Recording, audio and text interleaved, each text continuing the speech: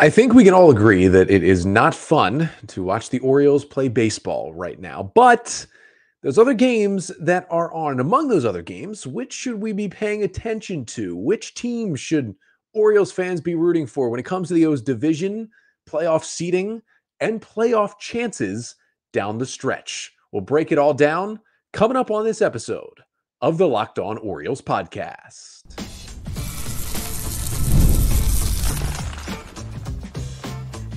You are Locked On Orioles, your daily Baltimore Orioles podcast. Part of the Locked On Podcast Network, your team every day. Hey there, Orioles fans. Today is Wednesday, September 18th, 2024, and welcome back into the Locked On Orioles podcast, part of the Locked On Podcast Network, your team every day. As always, I'm your host, Connor Newcomb. And coming up on today's episode, we are going to recap a rough 10-0 loss for the Orioles against the San Francisco Giants on Tuesday night. I got you the 5 things you need to know from that one, including more Orioles offensive woes, although Blake Snell had something to do with that, and kind of a tough start for Albert Suarez in what maybe didn't matter anyway, but you'd like him to pitch a little bit better than that. Then we will take a look at the other teams around baseball the O's are fighting with for the AL East, for playoff seeding, and even for a playoff spot, because the O's have not quite yet clinched one of those. We'll look at all of those teams, who they're playing, and who the O's should be rooting for down the stretch to, I guess at this point, make sure they're in the playoffs. But once they are, make sure they can get even good enough seeding to maybe get some home playoff games as well. And then we'll take a look at the rest of the Orioles' schedule and see, okay, who are the pitching matchups for the O's down the stretch? Where can they try and get out of this offensive funk and make sure they're playing a little bit better baseball heading into October? But that's all coming up on this episode of the Locked On Orioles podcast, which is brought to you by Game Time. Download the Game Time app, create an account, and use code LOCKEDONMLB for $20 off your first purchase. So unfortunately, we will start with the Orioles game that was played on Tuesday night. I was in the ballpark for that one. San Francisco Giants 10 and Orioles nothing was the final score in game 1 of a 3-game set, the beginning of a 6-game homestand, which is the final regular season homestand of 2024 for the Orioles. And I am hoping that was not my last game of the year, because the plan is to hopefully be at least one home playoff game. And while the chances are still very likely of that happening, the doubt starts to creep in a little bit when the O's play baseball like they did on Tuesday night, because they have not fully clinched that spot just yet. So I'm going to get you the 5 things you need to know from the Orioles' 10-0 loss to the Giants. And the first thing you need to know is, man, the O's offense is just still not doing anything. They are shut out again in this game, just 5 hits for the Orioles. They did draw a couple of walks in this game, but 2 extra base hits, one from Cowser in the 8th, one from O'Hearn in the 9th. It had pretty much been wrapped up by that point anyway. Just really nothing to show once again. And I will say, very, very good to see Heston Kjerstad, who did not get the start against the lefty, come in off the bench as a pinch hitter and go 2 for 2 with a couple of singles in his 2 ABs. First 2 hits back off the injured list for Kjerstad. Those 2 at-bats were very, very good signs for him and this Orioles offense, but he certainly cannot be doing it alone, as we know. And I thought Livan Soto, who got his 3rd consecutive start at second base over Jackson Holliday, which is certainly something to keep your eye on here. Although he didn't get a hit, he did walk once. He played a great second base defensively, turned a couple of really good double plays, made a fantastic play on a slow roller to end, I believe, the 5th inning, and also drew a really nice walk. He had some good swings in the ball when he put it in play. This is where we're at with the Orioles offense. We are talking about the good-looking plate appearances from Livan Soto, but that is where we are. Now, the second thing you need to know from this one is a lot of it was the Orioles' offensive struggles, but maybe even more of it was the fact that they were facing Blake Snell. And Blake Snell has been probably the best starter in the National League in the second half of the season. If he wasn't such a disaster in the first half when he got his late start to the year after signing with the Giants, he might be looking at back-to-back Cy Young awards. That's how good he has been. Even before Tuesday's start, in which he dominated the Orioles, 6 scoreless innings, 12 strikeouts, 1 hit, and 2 walks, one hard hit ball. He was basically untouchable. Even before that, he had a 1.76 ERA since the All-Star break, and that's going to go down with 6 more scoreless innings. He's been striking out everybody. He did it again. That might be, I mean, you know Blake Snell for the heavy fastball. You know it for the good slider. He'll throw it in any count. He'll nibble the corners. He'll get you to strike out. He'll walk a few guys. I haven't watched every Blake Snell start, but I've watched a lot of him. He was with the Rays. He was with some fun Padres teams. That might be the best changeup, which is his number 3 pitch, that Blake Snell has had in his career. 11 whiffs on 13 swings by Orioles hitters against that Snell changeup on Tuesday. They had no chance. He's been great. He was, and again, the Orioles are bad. They're helping him out, but he was on another level with the command of that changeup too. He did some things that should be illegal in one at-bat where he struck out Kobe Mayo in the middle of the game with 3 straight changeups. It was absolutely disgusting. That guy's ridiculous. I'd love for that guy to be an Oriole. Maybe next year. We'll see. But wow, was he on one, and wow, was he feasting on a lineup that is really struggling right now. On the flip side of the mound, the third thing you need to know is that Albert Suarez just did not do his part on the other side. Now, maybe it wouldn't have mattered anyway. The team did not score any runs. No matter how well you pitch, you can't win if you don't score any runs. But Albert Suarez coming off that fantastic start at Fenway Park last week. He'd had that stinker at home against the White Sox, and we just kind of brushed it off because he put together, a good start. After that, we're like, all right, he seems to be fine. Then he just does this again when he comes back home. Suarez, 3 1/3 innings in this one, 4 runs on 6 hits, 3 Ks, 2 walks, and a homer on 82 pitches. Giants didn't crush him, just 5 hard hit balls against him. But his command was just not terrible, just a little bit shaky. He was unable to land his curveball for a strike. That definitely hurt him early in counts and made him get behind a lot of hitters in this game. It was really easy to pinpoint what went wrong when Suarez got hit around by the White Sox. It was just he couldn't command any of his off-speed pitches. This game was a little weirder to look at, but it just seemed like the fastball command was okay. It just wasn't as effective as usual. And maybe you can look at the velocity there on Suarez's fastball. That's been his go-to pitch all season. His average fastball velo was 93.8 on Tuesday. He's at 94.8 for the season. That is a full mile per hour down on his fastball velocity.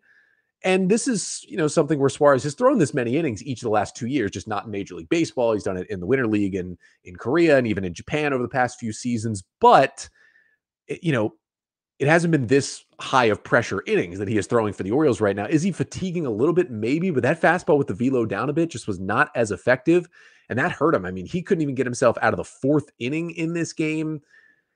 He's been pitching great for a lot of the year, but you don't want these stinkers against the White Sox and the Giants here in September. Hopefully, he can pull things back together. He'll probably get a start on Sunday against the Tigers. It's going to be a huge game. Still trust him out there, and hopefully he does pull it back together. Fourth thing you need to know from this blowout Oriole loss is that at least the 2 bulk relievers after Suarez were honestly incredible. And again, it did not matter because the offense didn't do anything, but they did their darndest to keep this at a 4-0 game. Keegan Akin relieved Suarez in the 4th. He got him out of the inning. And then Akin went 2 2/3 innings hitless, 3 Ks, 1 walk on 29 pitches. Really, really impressive stuff from Keegan Akin, which just continues his 2024 trends of having good stuff and good numbers, but a lot of them being done in low leverage spots. Pitching in the 4th, 5th, and 6th when you're trailing 4-0 is certainly in low leverage, but he did his job. He kept the score right there. He also threw his slider a lot harder than usual. Keegan Akin's slider averaging 88 miles an hour. He has mostly thrown it like 85 to 86 on the season. Now, it didn't get much swing and miss, but he was able to throw it over the plate, and he had it in the strike zone a lot, had good command of it. Maybe something to look at because guys were not really squaring it up, and they were putting the ball in play.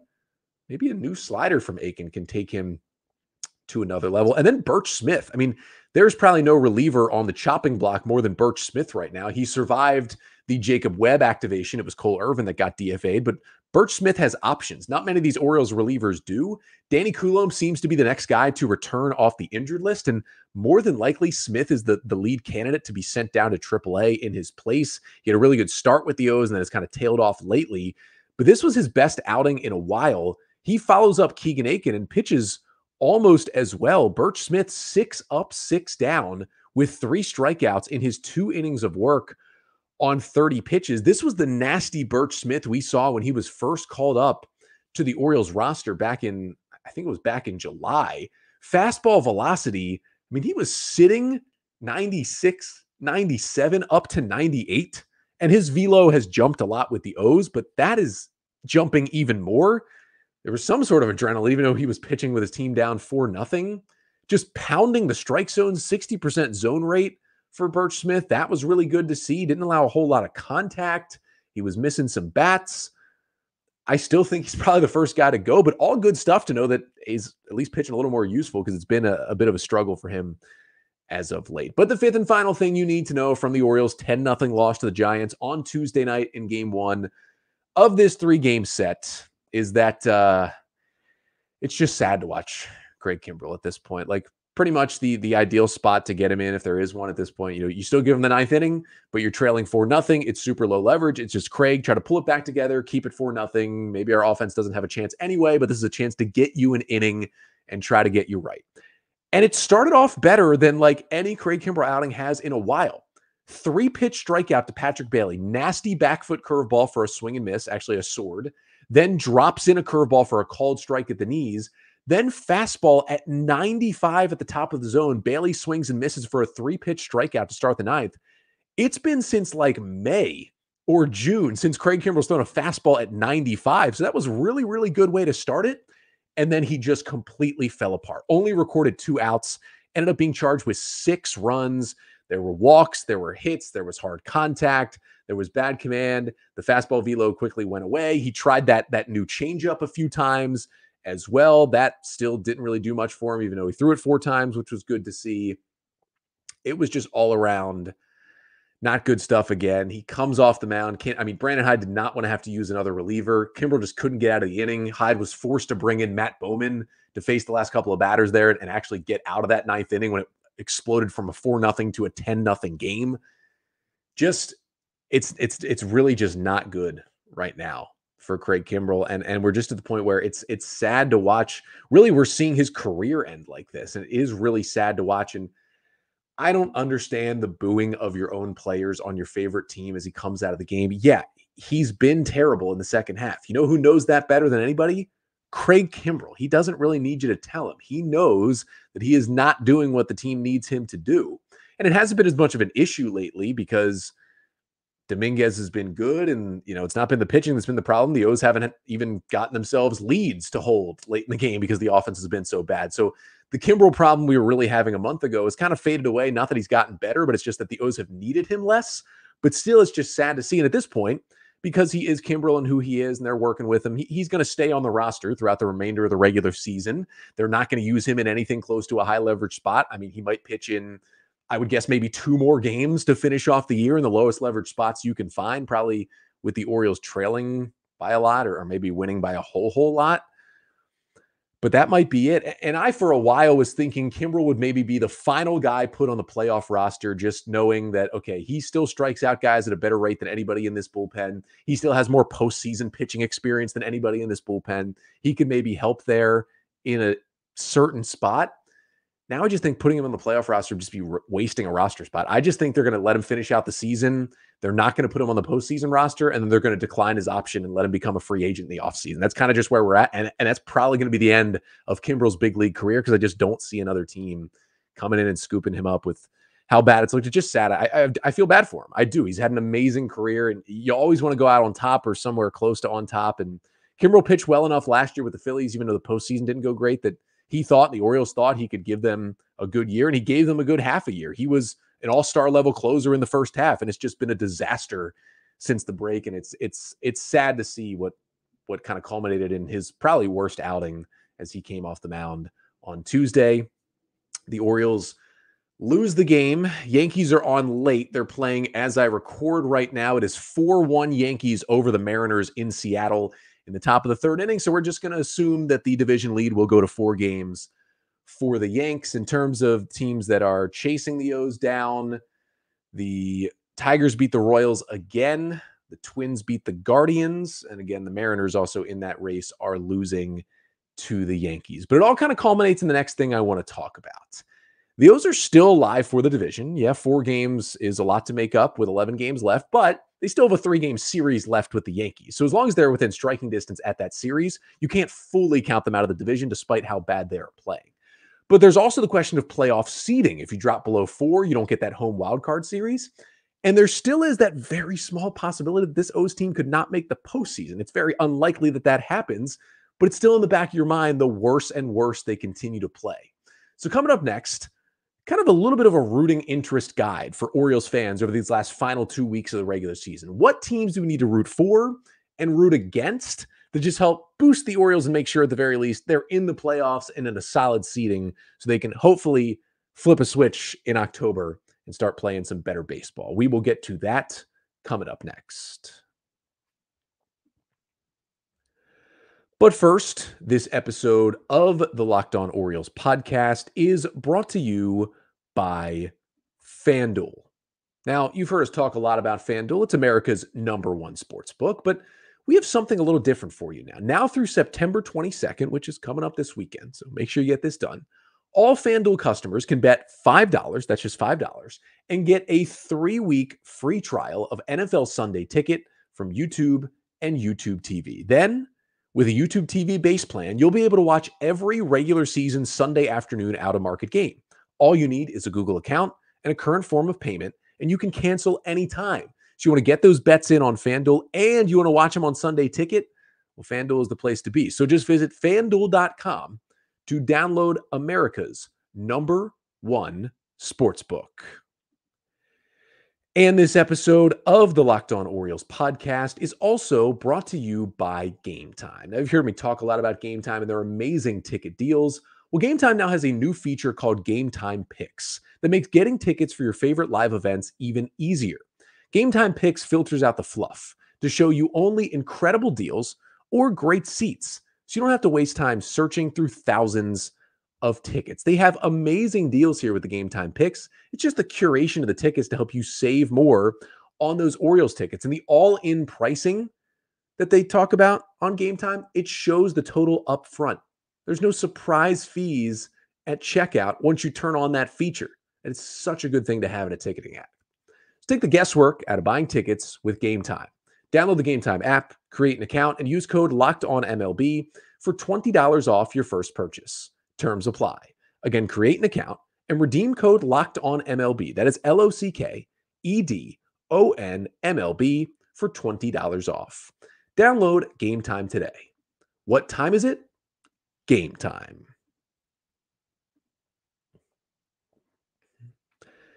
So as the Orioles lost another ball game in ugly fashion, I was there to see it with my own 2 eyes on Tuesday night.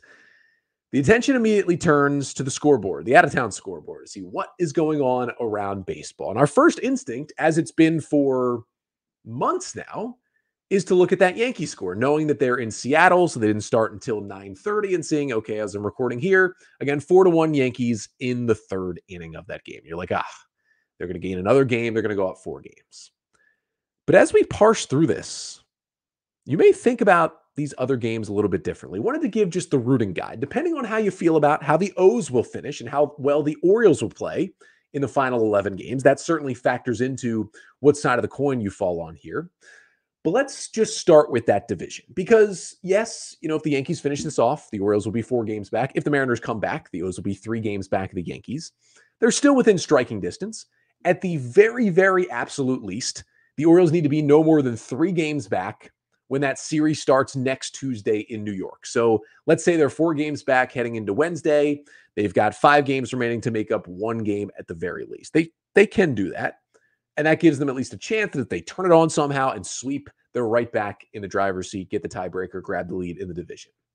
However, with the Yankees playing at the Mariners this week, it is a little bit of a win-win for the Orioles. And I'll get to that in a second, but because the Mariners are still chasing down a playoff spot, and for the O's base level of just making sure they're getting into the postseason, the Mariners losing certainly helps them as well. But otherwise, the Yankees finish with Oakland, then Oakland on the road this weekend after they go to Seattle, then the Orioles at home, and then they finish with the Pirates at home. Obviously, in those final 3 series, including the one against the O's, you are rooting against the Yankees. You're rooting for the A's. You're rooting for the Pirates on the off chance that they could pull a major upset and the Orioles would still have a chance to win the division. I'm not saying that's out of the question, but the only reason I'm not completely ruling it out is because the Orioles still play the Yankees. If the O's didn't have the Yankees on their schedule anymore, which is a big chance to make up ground when you play the other team, I'd probably be completely giving up those division chances. But as you move still past the division either way, let's talk about just getting the playoff spot in general. Because going into Tuesday, and these may have gone down a tick, but not by much, going to Tuesday, FanGraphs gave the Orioles a 99.6% chance of making the playoffs. Now, they only gave them about a 12% chance of winning the AL East, which is tough to see, but 99.6% chance, about as close as you can get to 100% without even being there. Going into the day, the Orioles' magic number, that is number of wins by them and losses by the team chasing them to get into the playoffs and clinch a berth, was 6. Now, it was 6 for both I believe the Mariners and the Tigers. I'm trying to take a look at that to see if that is still the case.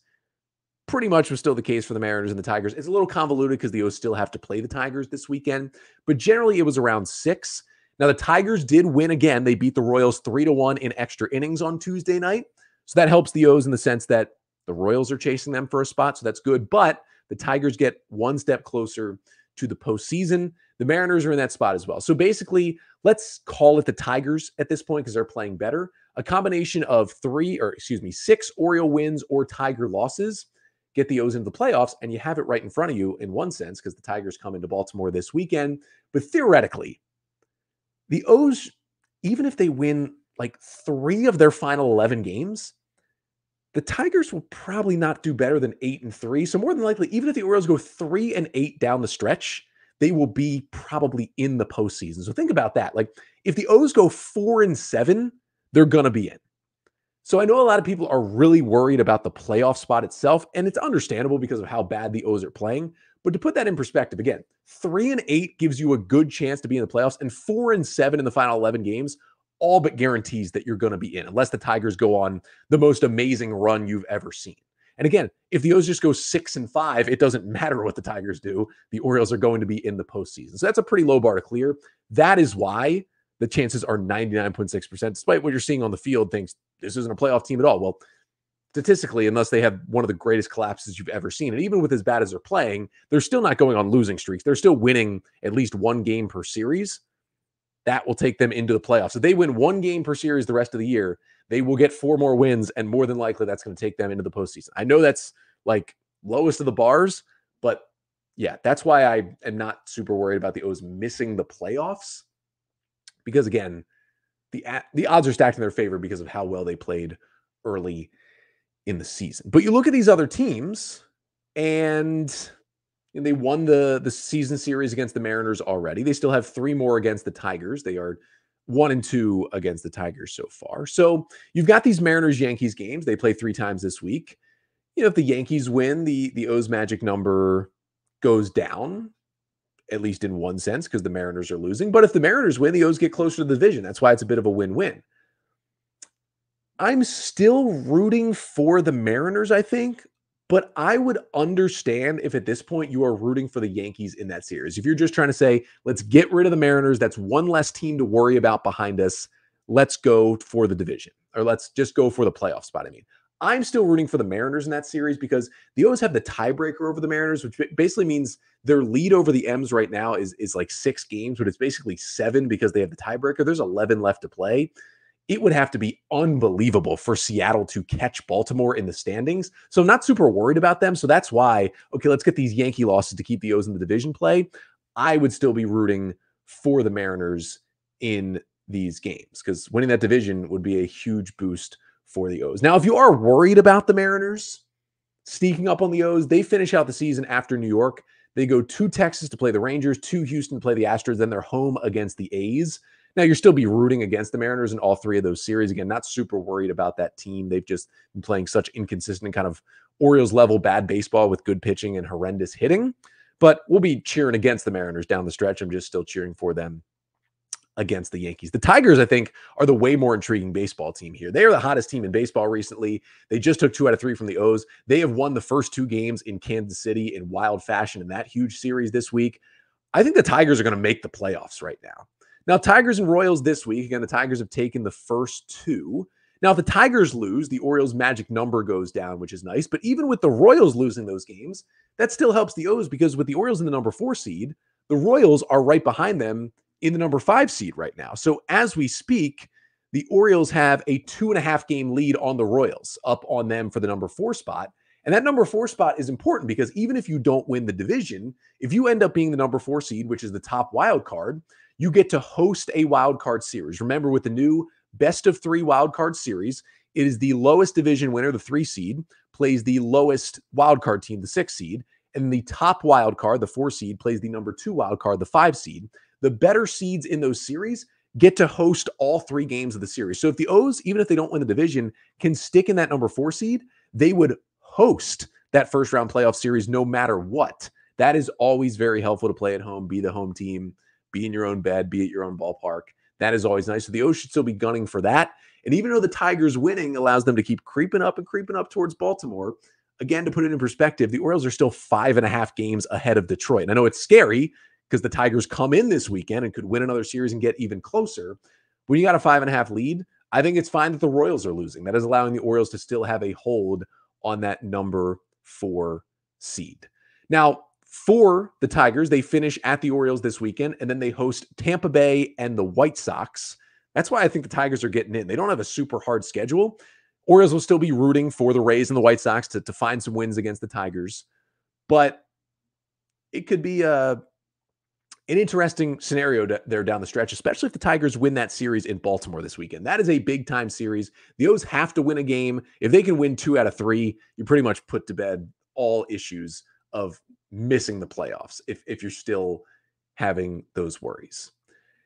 Now, the last thing to look at is that race for the top wild card spot. I was just talking about the Royals. If the O's can't win the division, you want that number 4 seed to at least get that home series. Now, the Royals are playing the Tigers right now. They got one more against them. Then they finish at home against this Giants team.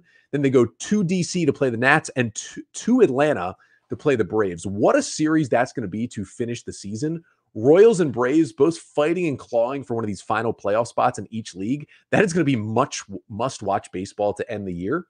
Now, after the Royals finish the Tiger series, we are absolutely rooting for the Giants, Nats, and Braves to beat up on them and knock them down even further in the standings so they don't catch the O's. Orioles do have the tiebreaker over the Royals, which is good when you're looking for that number 4 seed.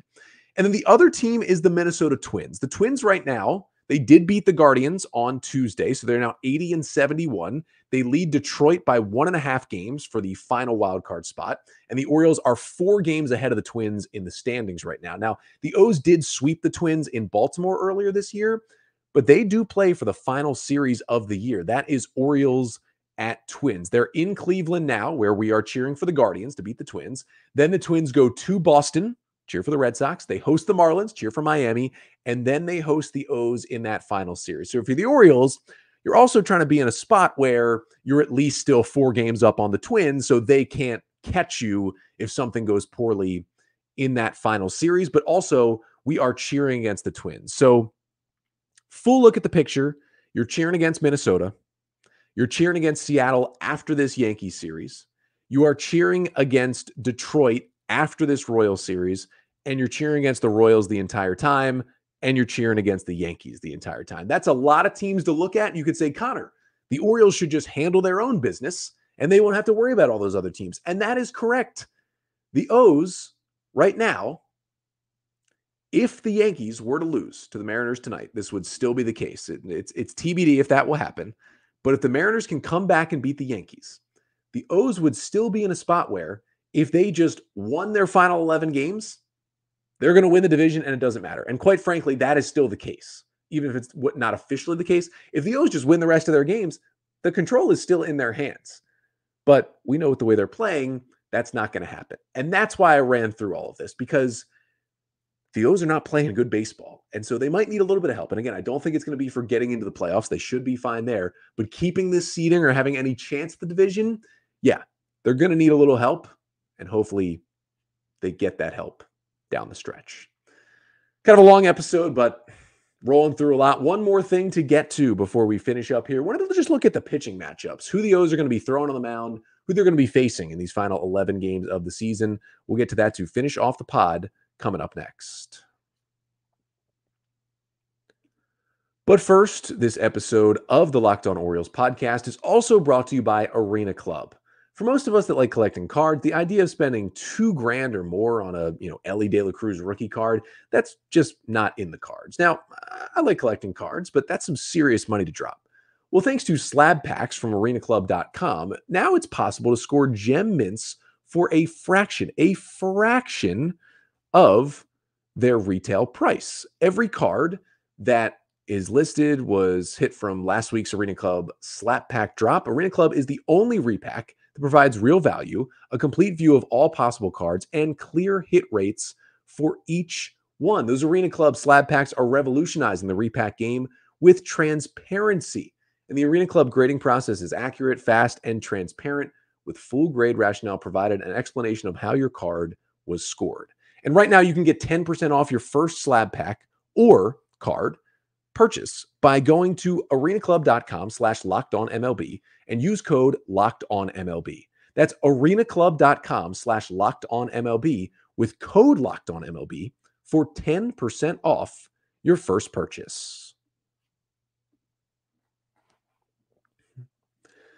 Apologize for the bit of a longer episode, but had some feelings to get off my chest about that Orioles loss on Tuesday, and then wanted to dive into your rooting guide. And now I want to talk a little bit about the pitching down the stretch. The Orioles pitching has been really, really good. Despite the offense being horrible, their starting pitching is honestly, and I know Suarez wasn't great on Tuesday, but their starting pitching has honestly been really, really good. So I wanted to map out, okay, final 11 games of the year. They're all very important. How does the rotation work out for the Orioles? Well, in this series, Suarez game 1, Dean Kramer will go tonight in game 2 for the O's against the Giants. Kind of a young right-hander with bad command, good stuff, Hayden Birdsong goes for the Giants in this game. And then game 3, Thursday afternoon, little matinee, that is Zach Eflin. Then for the Tigers series this weekend at home, Corbin Burns will go Friday in game 1. Cade Povich, this is all if guys stay in order, would go game 2 Saturday. And then Albert Suarez would pitch again game 3 on Sunday. Then the Orioles have the day off on Monday before they go to New York for that pivotal 3-game series in the division. This is how it would line up if they stayed on turn. Dean Kramer in game 1, Zach Eflin in game 2, Corbin Burns in game 3. Honestly, I would not maneuver or change anything around about that scheduled probable rotation for those 3 games in New York. Those are going to be hugely important games for the O's to try to stay in this division race and, of course, just stay in their playoff seeding. The way Kramer's pitching, the way Eflin's pitching, the way Burns has looked the last couple of starts, I am perfectly fine going Kramer, Eflin, Burns in those 3 games against New York and just rolling with it. Don't make the changes. Then it would finish out the season at the Twins, Povich game 1, Suarez game 2, and Kramer game 3 in game number 162 of the year. Not a whole lot of room to throw someone on short rest in Minnesota if you really need to get a playoff spot you want. Game 1, maybe, hopefully that Povich game would hopefully be a game where you could have Grayson Rodriguez back for maybe a 2, 3, or 4 inning stint. Who knows if that would be possible? Maybe yesterday's guest, Brandon Young, could be an option there. But if all of that happens, and the Orioles would end up in a wild card series, which again, the season would end Sunday the 29th. Monday the 30th would be an off day for everyone, and the wild card series would go Tuesday, Wednesday, Thursday, October 1st through the 3rd. It would line up to be Zach Eflin game 1, Corbin Burns game 2, and then Cade Povich game 3. But if you had Grayson Rodriguez back, that could be his start, or Albert Suarez would be on regular rest to pitch that 3rd game. The only guy you wouldn't have is Dean Kramer. He would not be on regular rest to start that game. So honestly, I feel good about this pitching lineup right now. If you end up with able to go Eflin, Burns, and then Suarez or Rodriguez, take your pick in the wild card series, those are your best guys. I'm feeling very good about that. You don't have to shimmy things around and switch things up, even if you're going for it with every last drop in those final 3 games of the season. It shouldn't really screw up what you want to do pitching wise in a wild card series. That makes me feel good. And again, if they do somehow find a way to win this division, you get 5 days off. You don't play till Saturday, October 5th, and you can set the rotation however you want. That's just one of the many reasons why it is still a good idea to try and win the division in the current playoff structure. I guess the other question then is, okay, who would the O's be facing on the mound? Because it seems like any pitcher can get them out right now with how bad the offense has been, but you don't want to be facing a Blake Snell every time out there. Then they may never score again if they're facing Blake Snell for the rest of the year. Snell went in game 1 Tuesday. I mentioned Hayden Birdsong goes game 2 Wednesday. Then Logan Webb, more of a control guy, but a big innings eater. He goes game 3 on Thursday afternoon. In the Tigers series, the starters haven't been named, but it's playing out to maybe be the exact same rotation that we saw from the Tigers in Detroit last weekend, which would not be good for the O's. The opener plus Brant Herter, who almost no-hit the Orioles in game 1. The opener plus Ty Madden in game 2, and then Cater Montero in game 3. I don't love that because the O's couldn't hit those guys last weekend, but hey, Tarek Skubal is scheduled to pitch today for the Tigers for the second straight weekend. The Orioles would avoid the likely AL Cy Young winner in Tarek Skubal, so you'll certainly take that when your offense is struggling. Then in the Yankees series, it would line up for the Yankees to go Nestor Cortez in game 1. He's been up and down this year. Clark Schmidt, the righty in game 2, was having a good season, then missed a chunk of time with injury. He just came back last week. And then Garrett Cole in game 3, who was pitching awesome up until Saturday when he got kind of lit up by the Red Sox. So we'll see what he is. That would be the 3 in New York. And then finally in that Twins series, Zebby Matthews, the rookie, would be lined up for game 1. He's been struggling though. So you could even see someone like our old friend Cole Irvin pitch that game for the Twins instead. Bailey Ober, who's a really solid right-hander, would go game 2. And then another young pitcher in Simeon Woods Richardson would be that final game starter, someone else who could be plucked in favor of a veteran because some of these young Twin starters are kind of struggling. That is why they claimed Cole Irvin off waivers from the Orioles the other day. But at the very least, I like how the pitching's lining up for the O's. It might not matter if the offense can't get a hit, but if the offense comes around even a little bit, the pitching has been good. The pitching lines up well. They just need a few more wins to get over that first hump. Hopefully by the end of this weekend against the Tigers, they can get over that first hump of, okay, we are in the playoffs. Then you can do one big deep breath and start to think about seeding, division, all that good stuff. Let's just get into the postseason.